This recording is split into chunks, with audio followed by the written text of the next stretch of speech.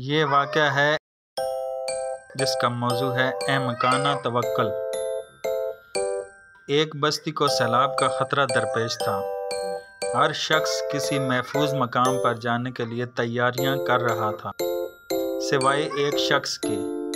اس کا خیال تھا کہ اللہ رب العزت اسے بچا لے گا۔ جب پانی کافی چڑھ آیا تو امدادی ادارے کے کارکنوں سے گاڑی میں لے جانے کے لیے آئے، لیکن اس نے یہ کہہ کر جانے سے انکار کر دیا کہ مجھے یقین ہے اللہ میری حفاظت کرے گا۔ پانی بستی میں داخل ہوا تو وہ شخص اپنے گھر کی چھت پر چلا گیا۔ اس مرتبہ امدادی کارکن اسے کشتی میں لینے آیا، لیکن اس نے پورے یقین سے کہا کہ تم میری فکر نہ کرو، میرا رب مجھے بچا لے گا۔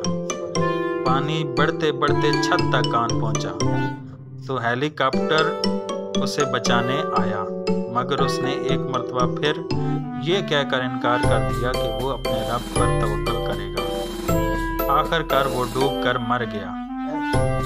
جب وہ اللہ تعالیٰ کے سامنے پہنچا تو اس نے شکایتی انداز میں کہا کہ مجھے آپ پر مکمل یقین تھا، لیکن آپ نے میری ساری دعاؤں اور یقین کو ملیہ میٹ کر دیا۔ آخر کیوں؟ جواب ملا، تمہارا کیا خیال ہے وہ امدادی کارکن، وہ گاڑی کس نے بھیجی تھی؟ کشتی اور ہیلی کاپٹر کس نے بھیجے تھے؟